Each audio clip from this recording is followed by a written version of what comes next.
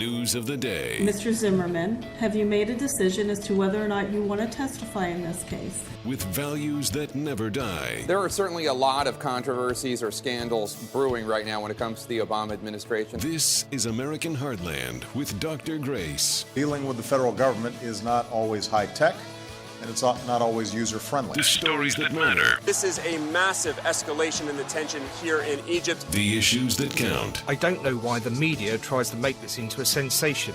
We have never hidden the fact that we supply Syria with weapons. This is American Heartland with Dr. Grace.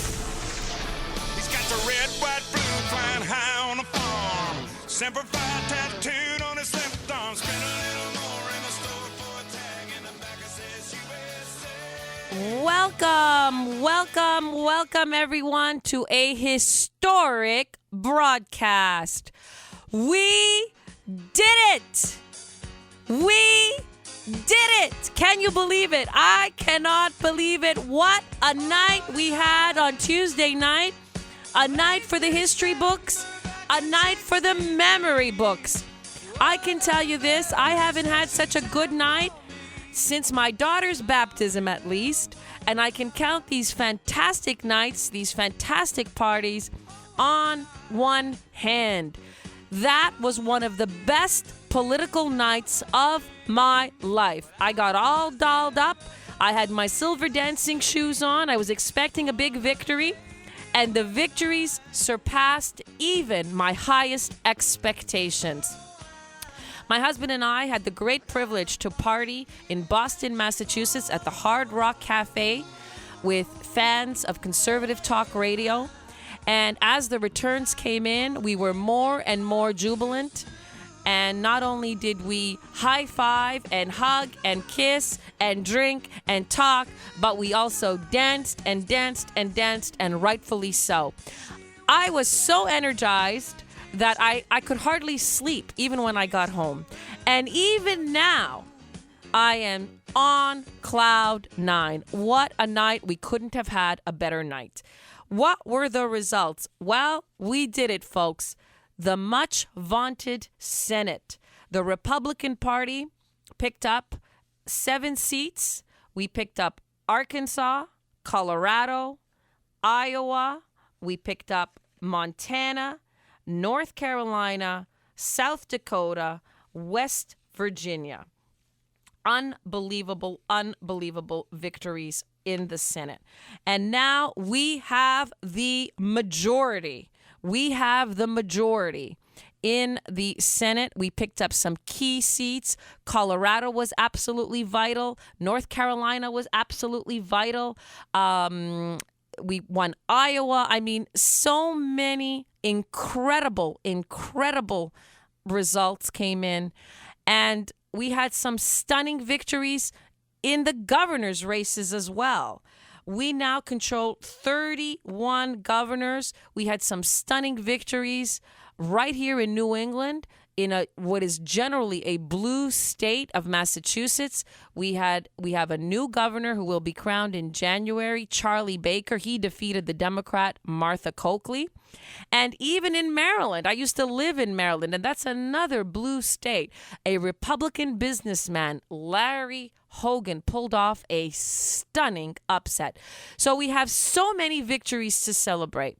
And what does this all mean? It means that there is a new balance of power in the United States of America. Oh, and I forgot to include that we also increased our hold over the House. We have even more House seats.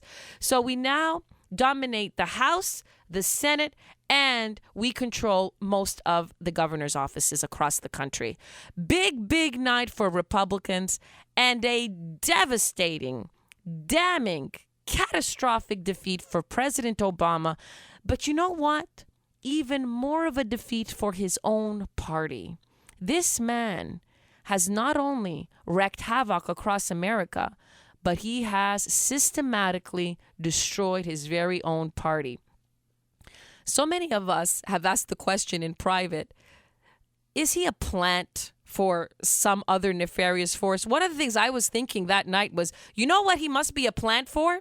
He must be some kind of a plant for conservatives, because nobody has destroyed the Democratic brand or the Democratic Party as much as he has. He's got to be a secret plant for conservatives. I mean, what a victory. And we're on the way, I believe, to increasing our hold over this country. Because of why? Because of this one factor. He has discredited liberalism. We gave him 6 years of liberal policies in action. And the American people have spoken loudly and clearly. We don't want this here. This is un-American. These policies have failed. Socialism in all its shapes and guises have failed across the world.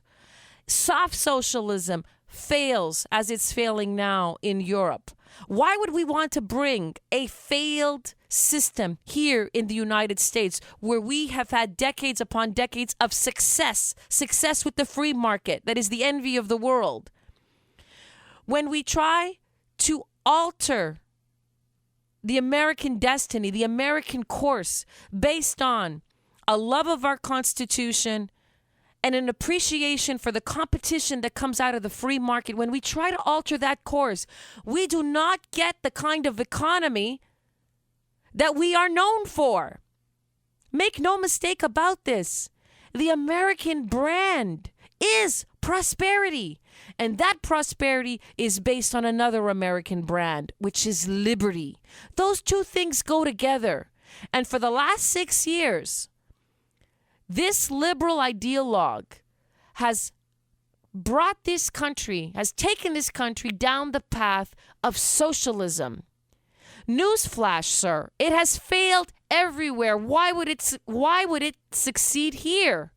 We are the model. We are the leaders. We are not the followers. Why have we been following a plan, a blueprint that doesn't work, when we have the blueprint that works?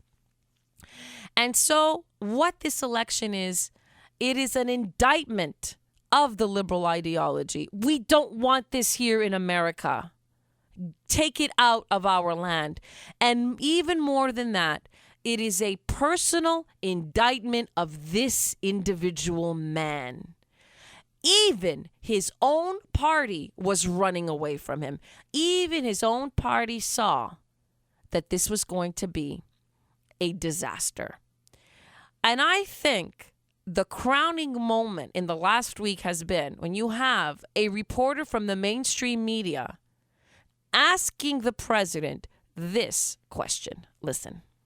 Thank you, Mr. President. I know you don't want to read the tea leaves, but it is a fact that your party rejected you in these midterms. By and large, they did not want you out on the campaign trail in these key battleground states. How do you account for that? And your aides have said that this is the fourth quarter of your administration. But I don't know if you saw the morning talk shows, but there were several potential candidates for 2016 who are out there already. Is the clock ticking? Are you running out of time? How much time do you have left? And what do you make of the notion that you're now a lame duck? Well, traditionally, after the last midterm of the two-term presidency, since I can't run again, that's the label that you guys apply. Here's what I tell my team. I told them this last week, and I told them this morning.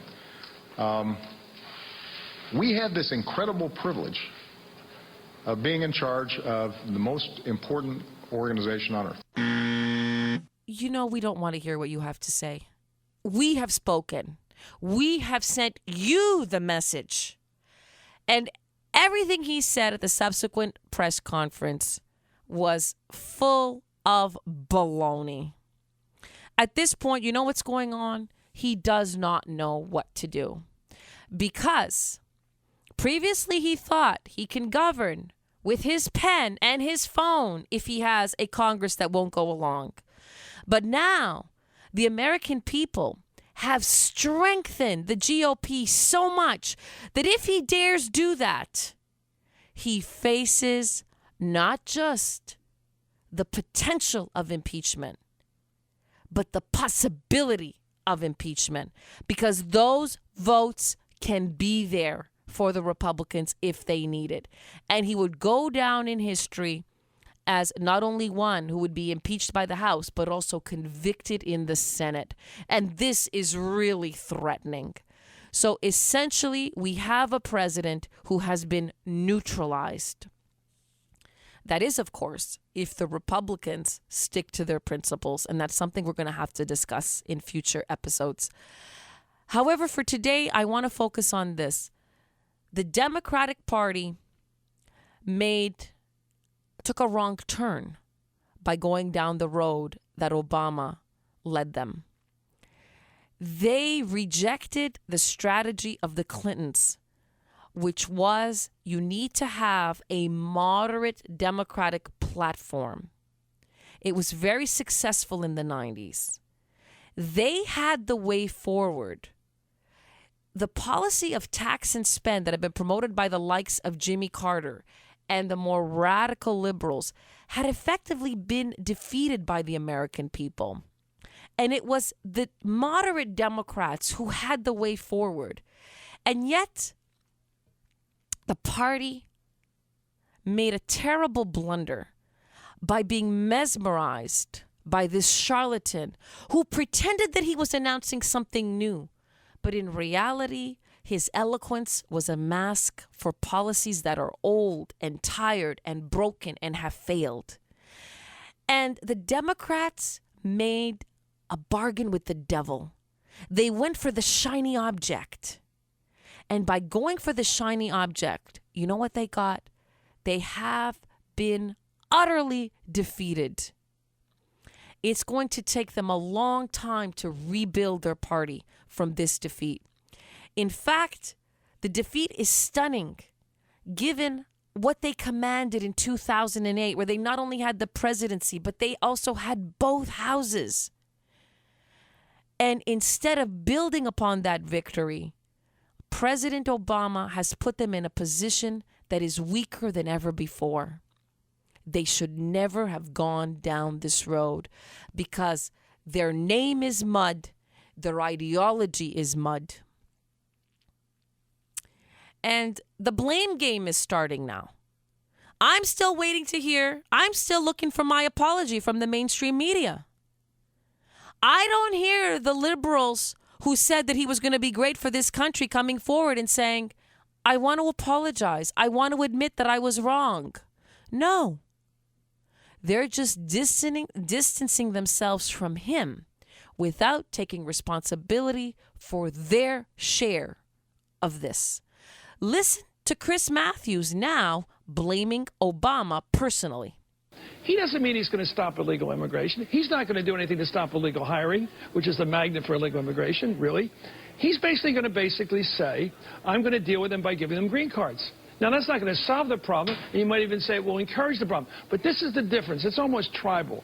There's the big mass of Americans who say we got to do something about illegal immigration. Then there are Hispanic people and their leaders, like Luis Gutierrez from Chicago last night, who are very clear in saying, our problem with illegal immigration is not illegal immigration. Our problem is the people who came here illegally are not being treated right. And we want them to get their path to citizenship. So you've got these two ships passing in the night. He will not recognize that larger ship that voted last night. He's not going to agree with them because it's not in his interest to admit it, or there's something in his mind that's blocking it. So we have a real struggle coming here, a collision coming. Mitch McConnell speaks for those who don't like illegal immigration. So does Boehner, whether he likes it or not. The president speaks for his compassion for those who come here illegally and feel like they're Americans now and want it recognized.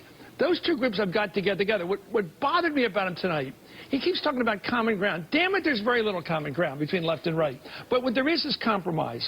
You do something for me on minimum wage, I'll do something for you on corporate tax reform. You give me something on corporate tax reform, and I'll get some rid of the loopholes. Or I'll do something on trade for you. He never mentions trading and compromise. He always talks about common ground. Well, damn it, you cannot run a government on common ground. He misses the main point of politics, which is to be a politician and to trade. You want this? Okay, you want to take care of the people here illegally, have been here 20, 30 years. Here's what I want. No more illegal hiring. And that's all in the Senate bill. Wow. He misses the main point of politics. That's what we just heard Chris Matthews say.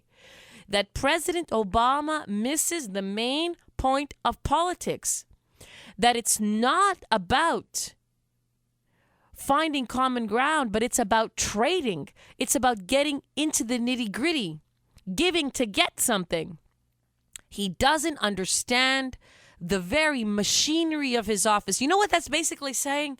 He's unqualified for the job. I mean, think about what an indictment that is. He misses the main point of politics itself. So why did you tell us to elect him? Because that's effectively what you did in 2008 and in 2012. Now they're all running away from him.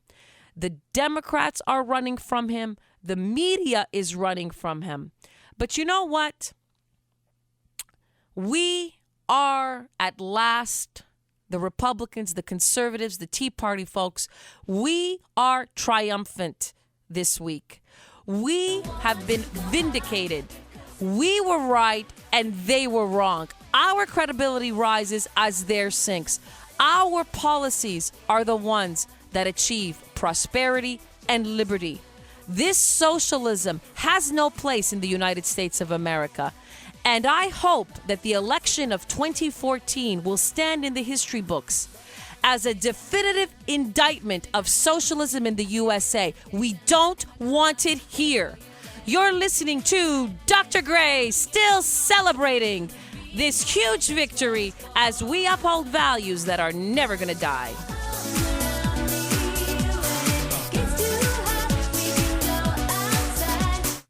This is American Heartland with Dr. Grace. The stories that matter, the issues that count. This is American Heartland with Dr. Grace.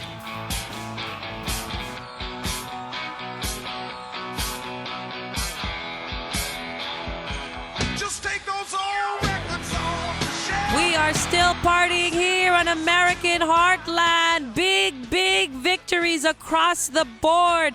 And congratulations in North Carolina. Tom Tillis beat Kay Hagan. Congratulations, Mr. Tillis. You ran a really good campaign. You tied her to the Obama administration. You showed how she wasn't doing her job, just like he wasn't doing his job, missing key meetings on committees that are supposed to keep the American people safe. She was not doing her job. And just like him, she plays the compassionate card only to go to Washington, D.C. and get perks and privileges for her own family members. Kay Hagan went down in defeat as Tom Tillis took North Carolina.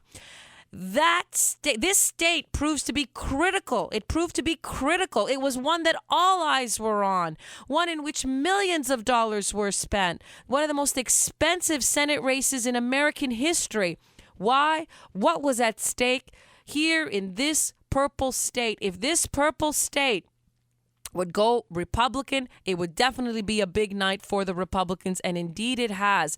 Victories exceeding our wildest expectations. Congratulations, Mr. Tillis. Congratulations, North Carolina, because with this victory, we sent a message to the president, to the liberals in this country. We don't want this here in the United States, and we want effective, competent government. We want small government, but whatever government we want it to be effective, because that's another hallmark of the American tradition. We are efficient here. We are not incompetent. We don't use that word along with the word USA. We don't use inefficient to describe America.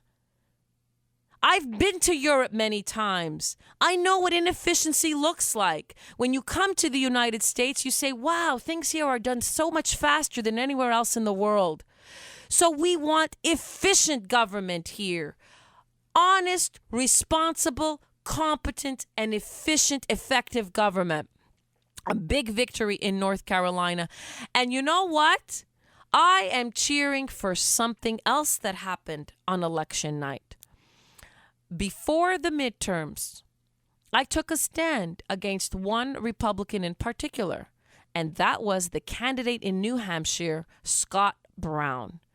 And you know what? When they announced that he lost to his Democratic opponent, Jeanne Shaheen, on election night, I cheered. Do you know why I cheered? Because I do not support rhinos like him. I do not support carpetbaggers like him. I do not support cynical opportunists like him.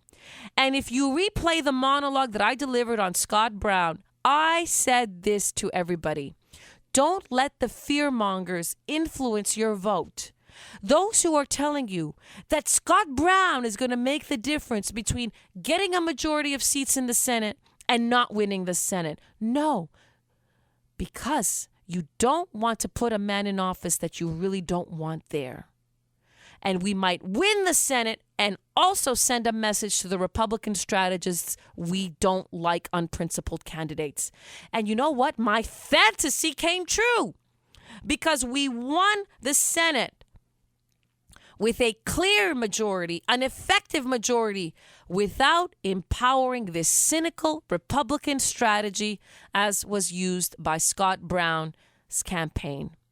So congratulations to all the conservatives in New Hampshire who didn't fall for the bait, who didn't allow their principles to be watered down, who preferred to not vote for either candidate because they were taking a stand for principle. And so on the morning of the 5th, we could wake up to an America that has more principled Republicans in office, not just folks with an R beside their name. That is useless to us. And let us learn that lesson. Stand your ground and have faith. Have faith. Don't presume that you know how things will come out. No analyst on earth can say exactly how an election will shake out. They don't have the power to see the future.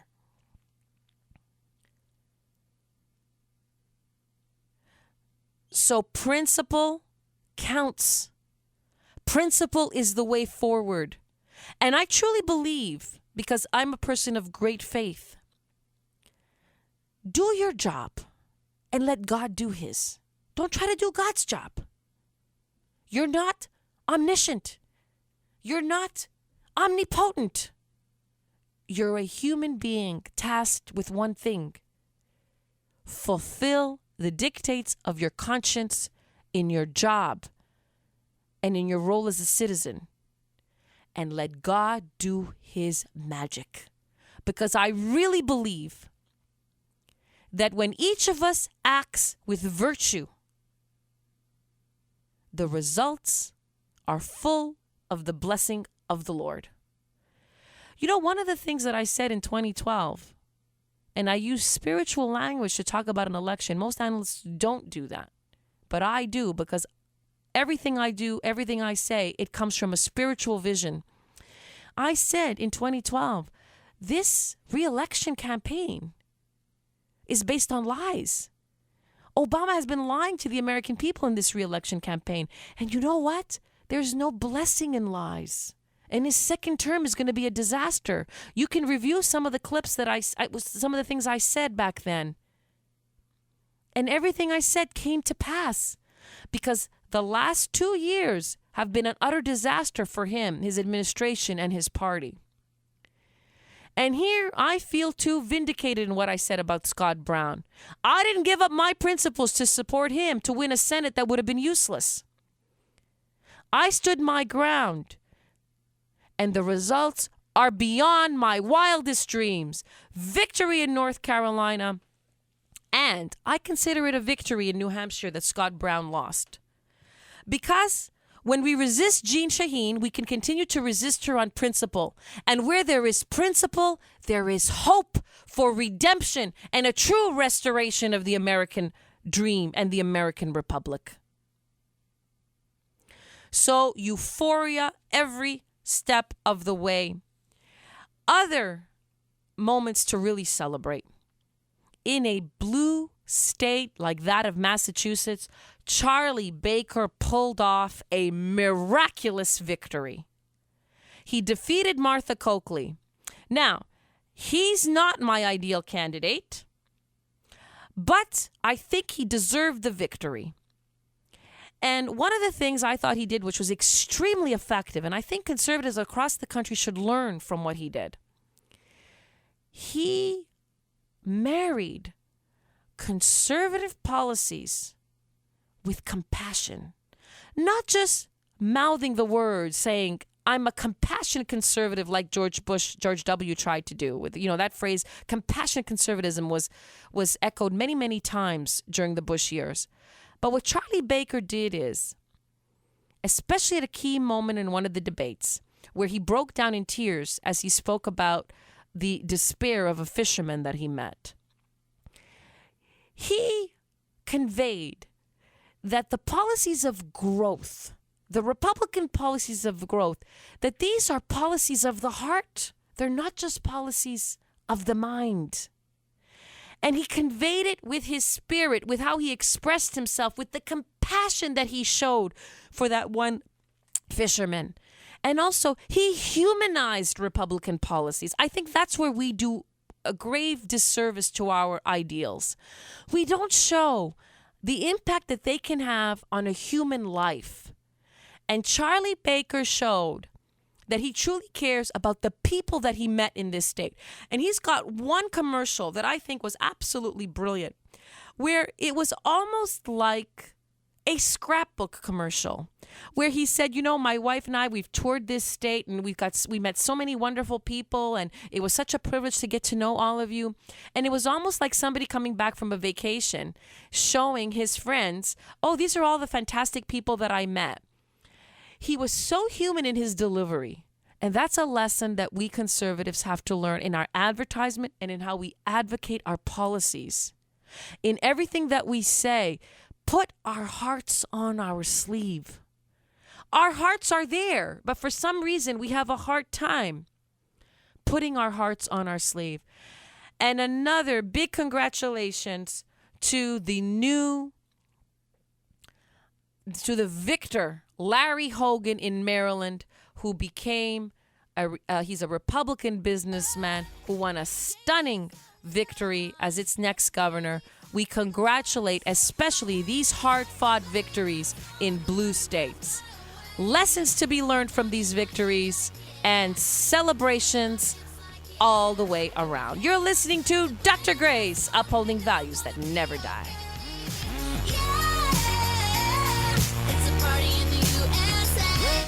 The stories that matter, the issues that count. This is American Heartland with Dr. Grace.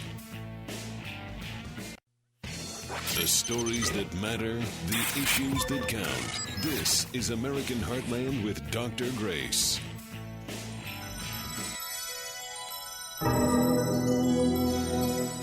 Welcome back to American Heartland with Dr. Grace. I am the editor of Politics and Culture at worldtribune.com. And today we are joined by a very special guest, Keith Davies. He's the executive director for the humanitarian aid group Rescue Christians. And he's here to talk about the forgotten orphans. There are 50,000 children who are victims of ISIS in Iraq and Syria, and the world is silent. Thank you so much for joining us. We can't wait to hear everything you have to tell us about this. Welcome, sir. Thank you. Thank you for having me. So tell me about the work that you do. Tell me how you have come across these orphans. Where are they now, and what are you doing for them? Well, our organization was set up about 4.5 years ago, Rescue Christians, when we found out that nobody was actually rescuing anybody in the United States, or in fact, for that matter, the rest of the world in terms of the Christian organizations. What happened was somebody came to us with a story of blasphemy in Pakistan. And we started to call, because we didn't do that work, all the different organizations that we thought were involved in rescuing people or helping people, and we found nobody doing it. So we started work in Pakistan, saving people, right, from the blasphemy, saving girls who are being kidnapped, and also now saving slaves, people who are in abject poverty, who are in servitude, like bonded indenture, and persecuted as well. And in Pakistan, over the last 4 years, we saved over 4,000 people.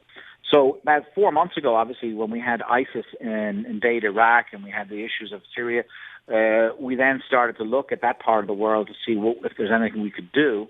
And we had to build up our contacts. And we now actually build up some tremendous network of contacts, and we're starting to make real progress. But the issue in Iraq, which we discovered by accident, because our intention was to move families to Europe so they could claim asylum, to get them out of the way and get their lives restarted, rather than just keep them in refugee camps and just let them rot with just basically food and tents. Get their lives restarted. That's basically our premise as an organization, is to renew people's lives, not just to leave them sitting there in refugee camps.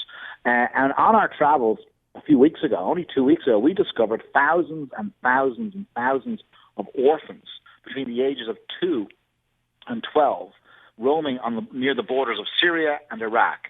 Just in the town of Suruk alone, which is just across from Kobani, which, there's about 200,000 refugees come across to Turkey.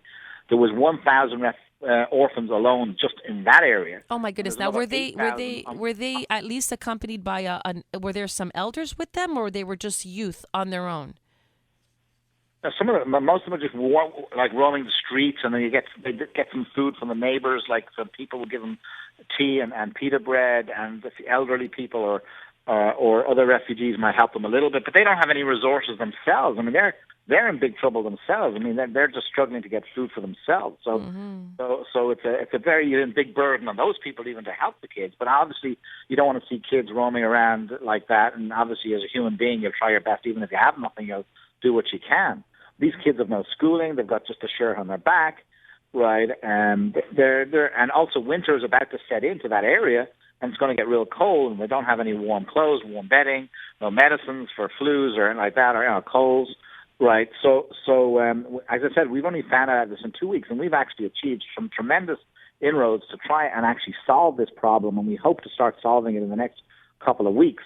What we did is our European partners, which I met with there a few weeks ago.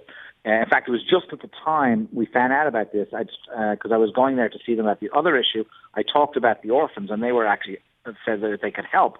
So our partners are very well connected with the Spanish government through the Queen. Her name is Her Royal Highness the Princess Irene of Greece. She happens to be the sister, right, of the Queen of Spain. And she kindly called the Minister of Foreign Affairs for us, right? Because obviously, if the Queen of, sister of the Queen calls up the Department of Foreign Affairs, doors open, whether I or you would call it, right? And so she asked them and told them what we were doing and what we intended to do, and the Spanish government were open to helping, and they were very accommodating, and they have actually just granted us that they will take as many children from Turkey. They will contact the Turkish government themselves and request to take the children, which means it bypasses the Hague Convention and all the other stuff for adoption. We don't have to go through that process. Take the children into Spain. Then the Spanish authorities will give the children over a period of time, because there's so many thousands of them, they will give the children status in order to be adopted, which will allow the children to be adopted all over the world, from Spain, Europe, America, Canada, and Australia. And then through our organization, we'll arrange and get people. I already have dozens and dozens of people have contacted us about adopting the kids. So I think over a period of time, we can easily get those 20,000 kids adopted in Western countries right across the world. And that's what we're intention to do. One of the obstacles that we have to overcome is to get the transport. The Spanish government has said that they're not going to provide transport. We have to do that ourselves as a private charity. So, and that's a huge expense. To move 20,000 kids from Turkey to Spain using airplanes like 737s or Boeings will cost about between $8 and $12 million. And we don't have $8 to $12 million, but we'll get it. Or else we'll get a donation from some of the big transport companies. We do actually have a very good connection with Iberia Airlines, which is in Spain, and because these people are highly connected, which is the national airline for Spain, and we think that we can get them to donate some of the flights to us free of charge, because each flight round trip from Spain to Turkey and back would cost normally anywhere between $60,000 and $100,000. I haven't got the exact figure, but you divide 150 seats by $300 or $400, multiply, then you get that's what the figure it costs. Right. Now, I suppose, though, there's going to be more and more waves of these children. I mean, this is not the definitive number right here, because ISIS is still running roughshod and is still killing the parents of so many Christian kids. Right. There's other orphans, we believe, on the other side of the border, which is too dangerous for us to go across at the moment. However, we do have security teams that can go across, but we got so many to deal with on the Turkish side of the border. Let's get them first, right? And then we'll try and get the rest out after. But if you take the orphans on the Syrian side, the orphans that are in Kurdistan, in Lebanon, and in Jordan, right, you're looking at easy 50,000 or more. My goodness. Now, are you there on the ground as well, sir? Are you there? Do you go on the ground? Not me. No, not me personally. We have employed security people, our own people on the ground. We also built a network of people who are prepared to help. We're ready to start sending in supplies within the next few days. We have to set up a bank account over there, and that's delaying us. We're hoping to have the bank account set up within the next 24, 48 hours. And once the bank account is set up, we can start sending money in to purchase food and supplies and clothes, so we can temporarily help some of the children. We also are getting the cooperation of the Greek Orthodox and the Orthodox churches, who are going to supply monasteries, so that we can actually send the kids to get some temporary shelter. So we're going to. Right. Now, what about being able to adopt the children in the U.S.? Is there going to be a pathway open for Americans to adopt these children too? Right. Once the Spanish authorities give the right paperwork to the children, right, and they do a medical check, give them a birth certificate, or the right paperwork for the child, that child then can be adopted by anybody that's in the Hague, that's signed on to the Hague Convention, right, and go through the regular adoption process, and then take them from Spain to bring them to the United States or Canada or Ireland or the UK or any major European country, or Australia or Canada, America, or even any country probably in South America too, that's also a signature to the Hague Convention. Right. So there's going to be a normal adoption process. I understand. So basically, there's going to be thousands and thousands of children that are going to be available through this network that you've created over the course of the next couple of years, because I see this problem only getting worse before it gets better. Correct. Right. Absolutely correct. Now, what can my audience do to help? I want to help you, sir. I mean, I'm on the verge of tears just thinking about those children wandering. I mean, not only having lost their parents, but subsistence living without enough food, without the proper shelter. I mean, I can just imagine the fear, the desperation, the grief. Though this is a living nightmare for these kids. I mean, I just want to do anything I can to help you. What can I and our audience do to participate in this? We want to help you rescue these Christian kids. Right. The first thing we need, obviously, is to get immediate supplies in there, and the more money we can get in, the better. So if you want to go to rescuechristians.org, you can donate through credit card or by PayPal. Right. If there's people out there who are pilots who have connections to getting 737s or aircraft equivalent size or bigger, right, and they can get them donated in terms of not the aircraft itself, but the transporting of the kids, the supply the airplanes to that. If you have anyone in your audience can give us the use of that airplane, we're looking at 100 round trips to move about 15,000 kids, right? If anyone has ships, or if there's any missionaries out there that have ships that are for people, that are designed to carry people, not cargo, right? And they can give us that ship to dock into Western Turkey and then bring the kids across to Spain, which is probably 5 to 7 days on the water. And that will help us as well, because we don't care where they go by ship or by airplane, just to get them on those ships. And the Spanish, our people, we have a tremendous network of people in Spain. We can literally take those 20,000 and we'll spread them across churches all over the country in temporary shelters until the adoption process is complete. Incredible work, sir. Incredible. In fact, this would be one of the biggest rescue missions ever. You, sir, you have my 1,000% commitment. I am not going to stop until we get every single orphan that needs help out of that war-torn zone into the hands of a loving family. I'm going to commit to you. I'm going to get everybody that I know to commit to you. I can hardly finish this broadcast. Thank you, sir, for your incredible work. Thank you.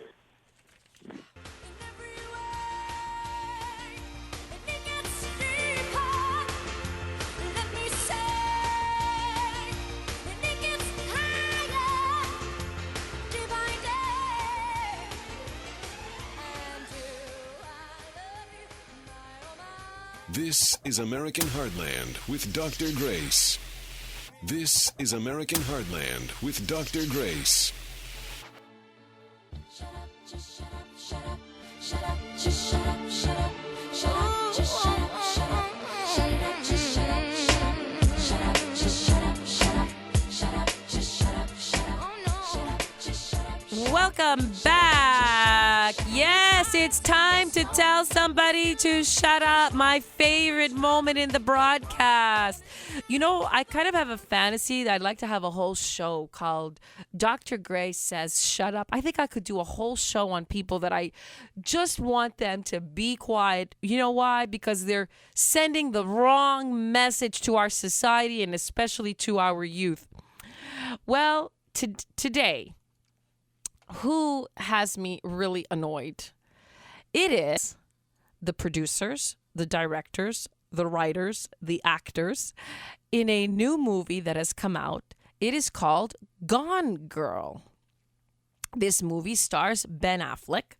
I went to see the film with my husband. We had a fantastic time. We enjoyed it. It's actually very, very well done. And if the movie only ended 3/4 earlier, basically, if we could just slice off the last 15 minutes, it would be a fantastic thriller with lots of exciting twists and turns.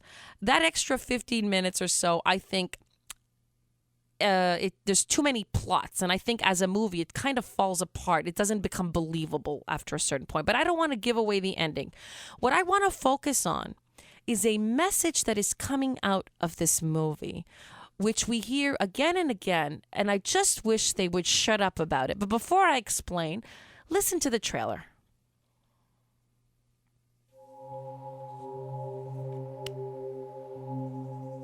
Nick Dunn, you're probably the most hated man in America right now. Did you kill your wife, Nick? Everyone told us marriage is hard work. Not for me and Nick. As you all know, my wife, Amy Elliott Dunn, disappeared 3 days ago. I had nothing to do with the disappearance of my wife. I have nothing to hide. Amy got friends we can talk to? No, not really. You don't know if she has friends, you don't know what she does all day, and you don't know your wife's blood type. Just being a good guy, so everybody can see him being a good guy. Well, you really don't like him, do you? All I'm trying to do is be nice to the people who are volunteering to help find Amy. I will practice believing my husband loves me, but I could be wrong.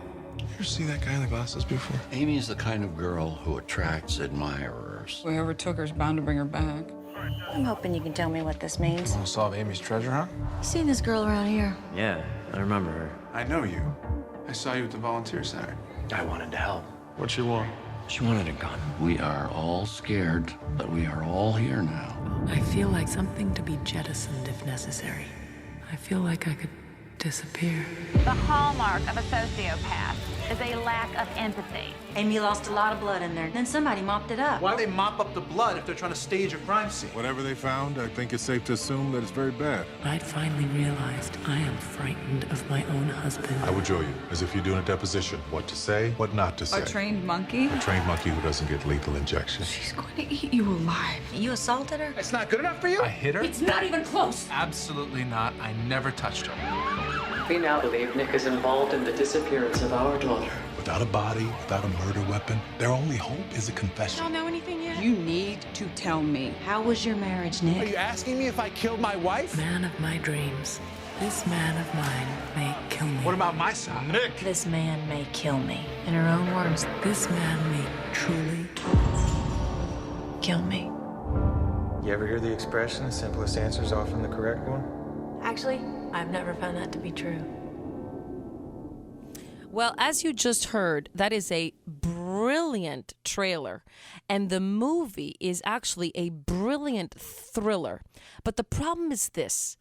Hollywood takes a really exciting plot, which has everybody on the edge of their seat, and taps into some key social phenomenon of our time, which we see over and over again in the news. Did a husband kill a wife? Why has she disappeared? So it takes this intriguing plot, this great thriller. It uses all of that to send a message, though. It masks it masks the message in a thrill, and it is the message that I take issue with. The message is overall that marriage is a terrible trap, and that even if you begin with a youthful gay spirit where you're fully in love and you bring out the best in one another, eventually marriage curtails the individualism of both parties involved, and it becomes dismal, bleak, dreadful, a dreadful existence from which there is no escape. And you hear this again and again about how hard marriage is, how difficult it is. And the overarching theme in so many Hollywood movies is that marriage is some kind of a trap. It's some kind of a burden. And we're emphasizing this again and again to our youth, instead of what we used to convey in our movies, that marriage will give you your ultimate happiness. Now, one of the things I want to say to Ben Affleck personally, listen, you degenerate. We all know you're a degenerate. He's a gambler. He's been known to be a cheater. He cheated publicly on his former fiancée, Jennifer Lopez, with strippers in the most graphic way that was detailed in all of the magazines. So this guy is not a faithful man. He has a gambling problem. He has struggled with alcohol addiction. He has a lot of personal issues. He is currently married to the actress Jennifer Garner, and he has 3 lovely children. But there are widespread reports that their marriage is in shambles. And even in his acceptance speech, he indicated to his wife, as he's thanking her, that marriage is a lot of hard work. So you can see that he personally believes this. It's not just that he's saying it in his movie, but he personally is conveying it in his public statements, that marriage is like one giant ball and chain. Well, listen, you degenerate. You would be unhappy with your degeneracy, even if you weren't married. Did it ever occur to you that marriage isn't the problem? Maybe you're the problem? You see, Ben Affleck, your life would suck whether you're married or not married. So it's not marriage that is the problem. You're the problem. You would be miserable in marriage and out of marriage. And that's one of the key things that we need to teach our youth. If you want a happy life, don't look to somebody else to be the source of your happiness. You must be the source of your own happiness. And it is your own virtuous habits that create that happiness. Don't blame marriage for unhappiness, because if you are vice-ridden, you will be unhappy whether you are single or married. So, Ben, you're the problem, not marriage. Shut up about the nature of marriage. Now I want to move on to another of my favorite segments, which are our letters from the fans. You can write to me at valuesthatneverdie at hotmail.com. Valuesthatneverdie at hotmail.com. We get letters from around the country because this show is not only heard in North Carolina, but it is streaming on the internet, and it is also re-podcast on YouTube. If you want to hear an episode, you can go to YouTube/Grace Vuoto, youtube.com/Grace Vuoto. Every single episode is broadcast on YouTube. So we get letters from across the country. Let's go to our mailbag. Jennifer from Charlotte, North Carolina writes, Dr. Grace, thanks for spotlighting the corruption of Kay Hagan. Do you think this is a key reason she lost? Oh, yes, I do. Corruption is one of the key factors that sunk Kay Hagan. You had these ads that were put forward not only by Tom Tillis, but also PACs that were involved in the election campaign. They highlighted the hypocrisy of those who pretend to be compassionate and be on the side of the people, when in reality, all they are doing is they are putting their own hand in the money till. And so Kay Hagan's corruption punctured her credibility. It punctured her compassionate aura, and it showed her to be self-serving. A letter from Kevin in Boston, Massachusetts. Dr. Grace, loved your segment on Scott Brown. You were right. And now you have your fantasy of his defeat and a GOP Senate takeover. You got it. There are very few delicious moments like this in politics where we get everything that we want. The victory of the GOP in the Senate in tandem with the defeat of Scott Brown. Even though that might sound contradictory, it really is not. This is a fantasy for me, and I am relishing it. From Brenda in Concord, New Hampshire.